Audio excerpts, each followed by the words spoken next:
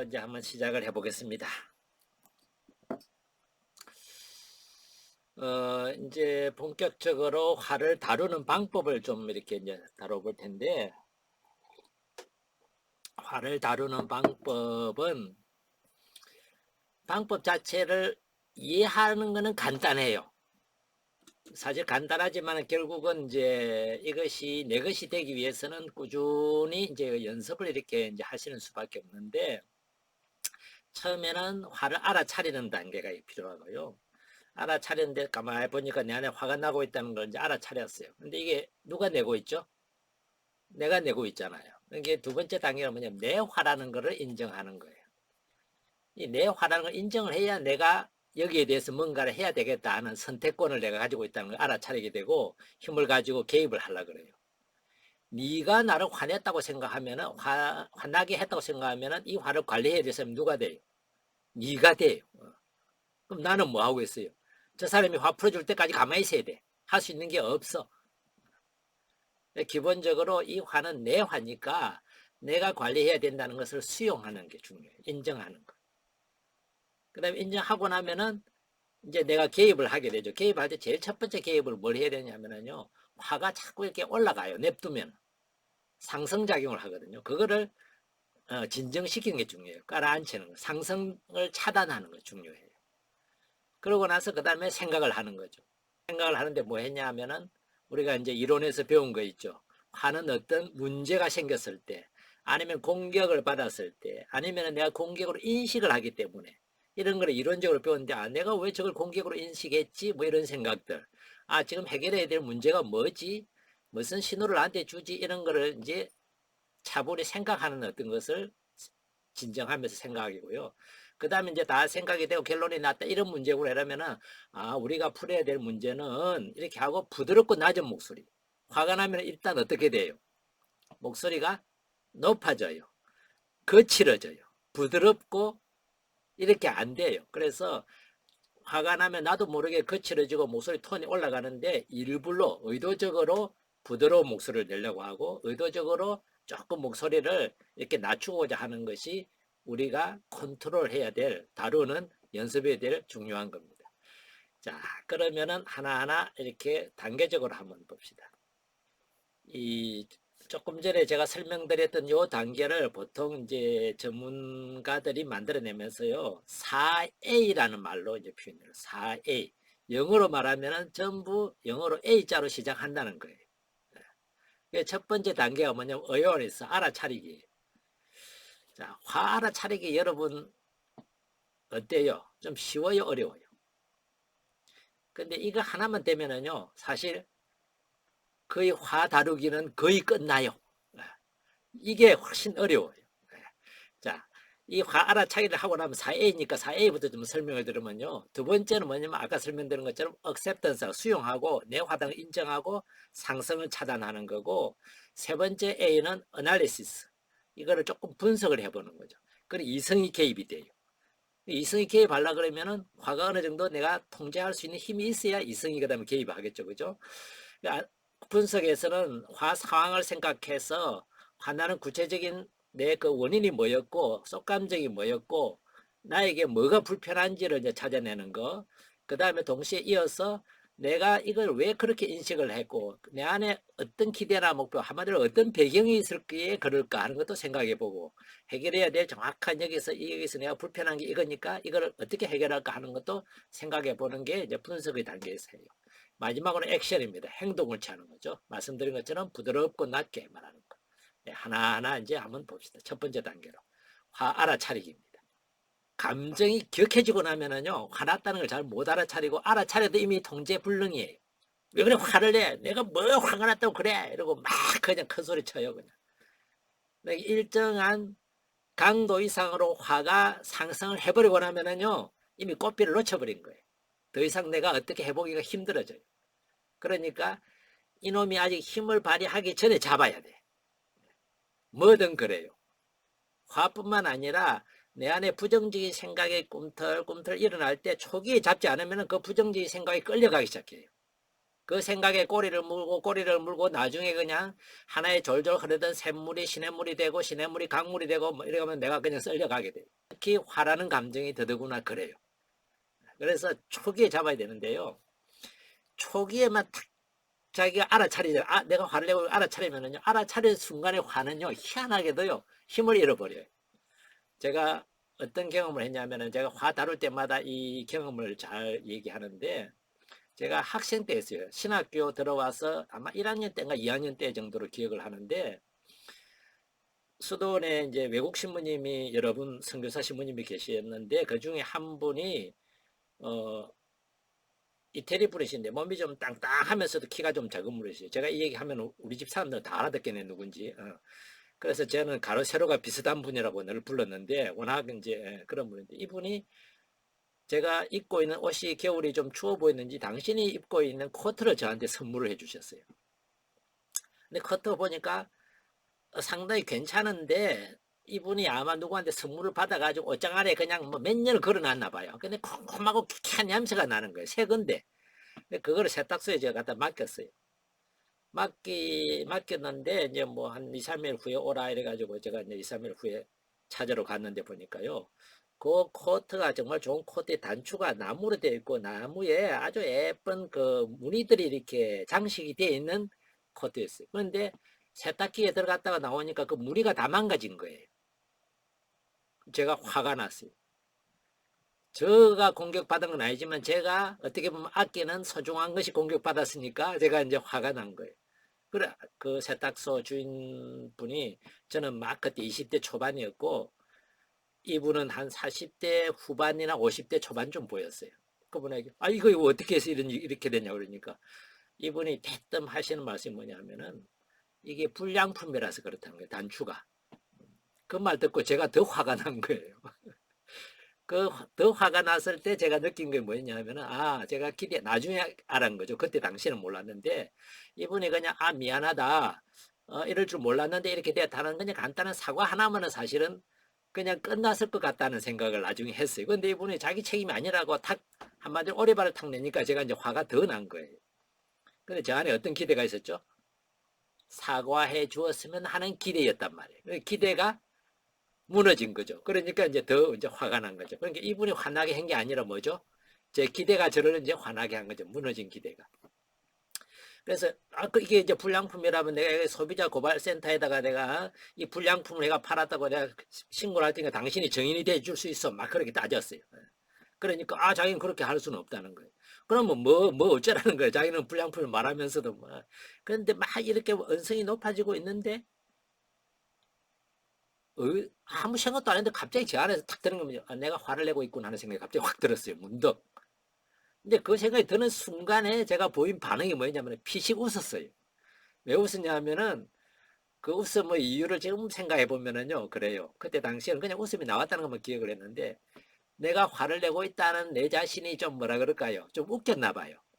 그러니까 피식 웃었는데 아저씨는 자기를 비웃는다고 생각하고 막 더 열이 난 거예요. 저는 그게 아니었어요. 근데 제가 화났다는 상황을 딱 알아차리고 나는 순간에 화가 갑자기 없어져 버렸어요. 화난 사람하고 화난 사람하고 싸우면 누가 이길 것 같아요? 화난 사람은요, 끝으로 막 이렇게 해도 화 안 난 사람은 이성이 살아있잖아요. 놀려요. 가지고 놀아요. 석 찔렀다가 나왔다가 이래 갔다가 저리 갔다 이래 돼요. 그때 제가 조금 이제 아직까지 나이도 어리고 철도 없고 이래가지고 그 아저씨를 조금 이렇게 들었다 놨다 좀 하다가 갑자기 또 문득 들어서 내가 이러면 안 되지 신학생인데 이 생각이 들어가지고 아저씨한테 제가 사과를 했어요.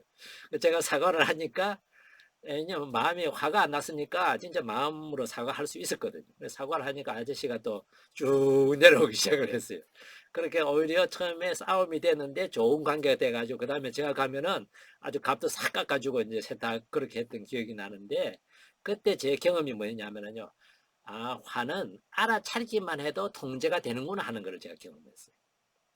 그래서 여러분들이 화난 상황에 내가 화를 내고 있구나 하는 것을 이렇게 알아차리는 연습을 해보시면 참 좋아요. 그거는 보통은 어렵지만은 화를 알아차려야지 하는 거는 자기 자신을 이렇게 모니터링 한다 그러잖아요. 다른 사람을 관찰하듯이 수시로 자기 마음을 관찰하는 이런 어떤 것이 익숙해 있는 사람에게는 좀 비교적 쉬워질 수 있어요. 가끔씩 지금 한번 제가 질문을 던져볼게요. 지금 여러분들의 마음은 어떤 마음인가요? 자, 제가 이렇게 질문을 던지면 여러분 마음으로 주의를 기울이게 되죠. 그죠? 어떤 마음이지 하고 이렇게 돌아보게 돼요. 지금은 어떤 감정일까? 스스로에게 질문을 해보면 자기 감정을 가만히 느껴보려고 그래요. 이게 뭐냐면 자기 모니터링을, 자기를 관찰하는 거예요. 그러니까 평소에도 수시로 내 마음을 이렇게 한 번씩 관찰을 해보는 거, 주의를 기울여 보는 게 익숙한 사람일수록 자기를 잘 알게 돼요. 자기를 알면은 자기의 주인이 되기가 쉬워져요. 자기를 모르면은 다른 사람이 자기가 하는 말을 받아들이기도 어려워져요. 오해받는다고 억울하다는 생각을 하기가 훨씬 더 쉬워져요. 자기를 아는 사람은 저 사람 입장에서는 그럴 수도 있겠구나. 내 안에 이런 게 있다는 것을 내가 알고 있으니까 이것이 저렇게도 비칠 수 있겠구나. 저렇게도 보일 수 있겠구나 하는 것을 내가 이해하기가 쉬워진다는 거예요. 근데 내가 나를 모르면은 나 안에 그런 게 있다는 자체가 내가 안 보이기 때문에 저 사람이 왜 그렇게 말하지 이해하기가 상당히 어렵고 나한테는 억울할 수도 있고 오해할 수도 있고 저 사람이 나를 몰라서 그래 하고 그냥 그렇게 치부하고 단절할 수가 있다는 거예요. 자기를 평소에 돌아보는 것, 자기 알아차림, 자기 인식, 자기 이해, 이게 우리 자신이 성장하는 데 있어서나 행복함에 있어서나 참 중요한 요소 중에 하나입니다. 그것이 화 다루는 데 있어서도 출발점이 돼요. 그래서 스스로 알아차릴 수 있는 거 중요해요. 근데 알아차리기가 어렵은데 알아차리기 위해서는 한 두 가지 정도를 우리가 연습을 해볼 필요가 있어요. 하나는 뭐냐 하면은 지난 시간에 우리가 다루었던 내가 주로 화나는 어떤 말이나 어떤 상황들을 그 트리거라 그랬잖아요. 그 촉발핀이 뭔지를 우리가 평소에 알아놓는 거 참 중요해요. 나한테 민감한 영역이 뭐냐. 남편하고 주로 있을 때 남편이 내 친정 얘기만 하면은 나는 이렇게 나도 모르게 발끈하게 된다. 좀 더 구체적으로 친정 누구 얘기를 하면은 친정 무엇에 대해서 얘기를 하면은 또는 그 사람이 나의 무엇에 대해서 얘기를 꺼내면은 나는 확 기분이 나빠진다. 이런 민감한 영역이 있어요. 아야 영역이라고 표현해요. 다른 데는 툭툭 쳐도 안 아픈데 탁 치면 아픈 데가 있어요. 그 아야 영역이. 우리 마음에도 그런 아야 영역이 있다는 거예요. 내가 그 아야 하는 그 영역이 갑자기 아야 하니까 그 애기들 잘 쓰는 거죠. 아야 해? 호해 줄게. 진짜 자기 아야 영역은 평소에 호를 자주 해줘야 돼요. 그래서 빨리 치유를 해줘야 돼요. 그 아야 영역을 자기가 알고 있으면은 이제 다른 사람이 거기에 건드리지 못하도록 사전에 우리가 예방을 할 수가 있어요. 피할 수가 있다는 거죠. 그쪽으로 가까이 온다 싶으면 내가 알아서 피하는 거죠. 예전에 제가 이제 디스크로 허리를 앓았는데 허리가 아프니까 나도 아직 안전하지가 않으니까 우리 형제 중에서 저한테 가까이 오면 그냥 뒤에서 끌어안고 막 이렇게 흔드는 형제가 하나 있었어요. 그 형제 오면 어떻게 해요? 야, 가까이 오지 마라. 나 지금 허리 아프다. 미리 이렇게 경고를 해야 이 친구가 안 그래요. 그러니까 내가 나를 보호하기 위해서 나의 아야 영역을 평소에 알아놓고 대화를 할 때 아야 영역으로 접근을 하고 있구나 하는 느낌이 오면 어떻게 해야 돼요? 주제를 내가 바꾸거나 자 다른 거 얘기해 볼까 하고 던져서 그 사람의 주제를 바꿀 수 있도록 이렇게 유도하거나 하는 것이 내 화를 관리하는 중요한 하나의 방식이에요. 그런 것이 이제 화가 쉽게 나는 상황이나 그런 사건들 그런 거를 내가 알고 있으면은 사전에 예방할 수 있다는 겁니다. 그리고 이제 알아차리기 위해서 조금 구체적으로 들어가 보면은요. 화가 나면은요. 신호가 와요. 무슨 신호가 오냐 하면은요. 나 안에 뭔가 불편감이 미세하게 일어나고 있다. 뭔가 살짝 짜증이 스쳐 지나간다. 뭔가 안에서 조금 답답해진다. 이 초기에는요. 우리가 알아차리기가 쉽지가 않아요. 자기 자신의 알아차리기는. 근데 주변 사람은 다 알고 있어요. 벌써. 엄마 눈빛이, 엄마 표정이, 엄마 입꼬리가 갑자기 처진다. 뭐 금방 알거든요. 그래서 여러분들이 가족들에게 물어보는 건 좋아요. 가족들에게 내가 화날 때 초기 정세가 어떻느냐 그런 걸 물어서 여러분들이 다 기록을 해 놓으세요. 엄마는 목소리가 달라져. 엄마는 눈빛이 달라져. 엄마는 톤이 올라가. 아니면은 표정이 어떻게 돼? 나를 안 쳐다보기 시작해? 뭐 이렇게 있어요. 저는 저 자신을 보면 화가 나기 시작하면 얼굴이 약간 달아오르는 느낌이 들어요. 예. 피가 어디로 주로 흐르죠? 화나면 얼굴로 흘러요. 아니면 얼굴에서 빠져나가. 얼굴로 흐른다는 것은 얼굴을 무섭게 만들어서 다른 사람으로 하여금 공격을 더 이상 못하도록 만들기 위해서 우리 생체가 그렇게 해요. 그래서 생리적인 신호가 생기기도 해요. 주먹을 벌끈 쥔다든지 입술이 바르르 떨린다든지 사람마다 눈꼬리가 떨린다든지 사람마다 달라요. 그런 거를 자기 신호를 생리적으로 어떤 신호인지 알아놓는 게 중요해요. 그 다음에 정서적인 신호도 있어요. 정서적인 신호라는 것은 감정적으로 뭔가 불편하고 불쾌해지고 설 그냥 답답해지고 뭔가 그냥 싫어지고 이런 게 생기는 정서적인 신호예요. 그것도 이제 알아차리면 중요하죠. 그 다음에 사고적 신호는 뭐냐면 생각이 이것 봐라 말투가 이런 생각들이 나이 들기 시작한다든지 저 말은 안 되지 왜 저런 얘기를 하지 왜 저런 단어를 쓰지 이런 것들이 뭐죠? 사고적인 신호일 수 있어요. 근데 행동적인 신호는 뭐죠? 돌아서 가버린다든지 내가 다른 일을 하고 있었다면 그것에 대해서 좀 더 소리가 나는 행동을 한다든지 쳐다보고 째려본다든지 뭐 나름대로 자기가 가지고 있는 신호들이 있어요. 이런 다양한 어떤 나만의 초기에 이미 시작되는 신호들을 알아두고 계시는 거 중요해요. 친한 친구들한테 물어봐도 벌써 알고 있을 거고 주변의 가족들도 다 알고 있으니까 그분들의 도움을 청해서 이런 거를 갖다가 쭉 리스트를 만들어 놓고 내가 읽어보는 거죠. 그러면은 금방 내가 알고 있는 것도 있을 거고 나는 모르는데 사람들만 알고 있는 것도 있을 거예요. 그런 것들을 가지고 이러면은 초기 정세구나 하면은 그 초기 정세를 관찰하는 것이 마음을 관찰하기보다 조금 더 쉬울 수가 있어요. 근데 그거를 관찰하면은 뭐가 성공할 수 있죠? 화나고 있다 하는 걸 알아차릴 수가 있어요. 그리고 요 관찰력으로 가족들이나 주변에 있는 사람들도 같이 관찰해가지고 화 초기 정세구나 하는 게 딱 보이면은요 직진하다가 멈춰야 돼요. 계속 직진하면 충돌 사고다. 딱 멈춰서 이때 잠시 멈춰서 한 걸음 물러나 주는 거예요. 그게 어떤 대화 주제라면은 다르게 표현해 보는 거. 아니면은 그렇게 표현할 수 있는 게 얼른 안 떠오르면 다른 주제를 잠시 얘기했다가 다시 돌아와 보는 거. 네. 그런 것들도 우리가 화를 관리하는 하나의 방식들이 될 겁니다. 자, 정서적 신호나 생리적 신호 자체를 조금 전에 설명이 드렸는데요. 얼굴이 붉어진다, 굳어진다, 웃음이 없어진다, 심장이 빨라진다, 호흡이 가빠진다. 이게 다 이제 생리적인 신호일 거고, 정서적인 신호에는 왠지 조금 이 사람하고 멀어진다는 느낌, 거리감이 생긴다, 딴 사람 같다, 미워지기 시작한다, 보기 싫어진다. 이게 정서적인 이제 신호일 거예요. 그 다음에 사고적인 신호는 틀렸다, 뭘 모르고 있네, 저런 말은 안 되지, 이게 뭐지? 이런 생각들. 그 다음에 행동적 신호. 목소리 톤이 낮아진다, 째려보게 된다, 눈을 마주치지 않게 된다, 이런 거 다양하죠, 그죠? 이런 초기 신호를 가지고 우리가 알아차릴 수 있으면은요 훨씬 더 초기에 알아차릴 수가 있어요. 여러분들의 그 초기 신호가 뭔지 지금 아마 말씀해 보시라면 하실 수 있을 것 같으세요? 몇 가지 알고 계세요? 저는 목소리 톤이 낮아져요. 그래서 저는 몰랐는데 우리 형제들이 다 얘기합니다. 그 다음에 얼굴이 붉어진다는 건 제가 알아요. 저는 왜냐면 열이 싹 이렇게 살짝이 날라 그런다는 게 벌써 느껴지거든요. 근데 처음에는 얼굴에 열이 살짝 난다는 것을 느껴서도 이게 얼굴이 붉어지는 줄까지 몰랐어요. 다른 분이 얼굴 빨개졌다고 얘기하는 바람에 제가 이게 붉어지는 거구나 하는 걸 제가 알았죠. 하나는 순간에요 손꼽을 꺼내가 얼른 얼굴 한번 보세요. 그러면 즉시 알 수 있어요. 그리고 보는 순간 내가 화내고 있구나 하는 거 인식 알아차리기도 돼요. 그러면 아마 화 안 낼걸요.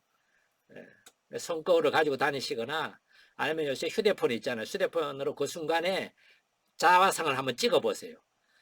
그러고 나면은 자기 얼굴이 얼마나 참 험악한지를 깨닫게 되는 기회가 될 거예요. 우리가 웃으면서 사진 찍지 화내면서 사진 찍지 않거든요. 근데 그런 것이 어쩌면은 또 이제 불편함이 살짝 스치는 처음에 살짝 스치잖아요. 그럴 때 우리가 딱 알아차리면은 자기가 조절하거나 언어나 표정에서부터 자기를 알고 나면 그 다음에 어떻게 할까가 훨씬 쉬워요. 그래서 이게 상승되지 않도록 초기에 잡아야 되고 이제 상승할 때는 어떻게 해야 될 것인가 하는 거는 조금 쉬었다가 이제 또 말씀을 드리도록 하겠습니다. 지금 11시 4분이니까요. 이번에 6분만 할게요. 11시 10분에 만나요. 괜찮죠, 그죠? 10분에 다시 진행하도록 하겠습니다.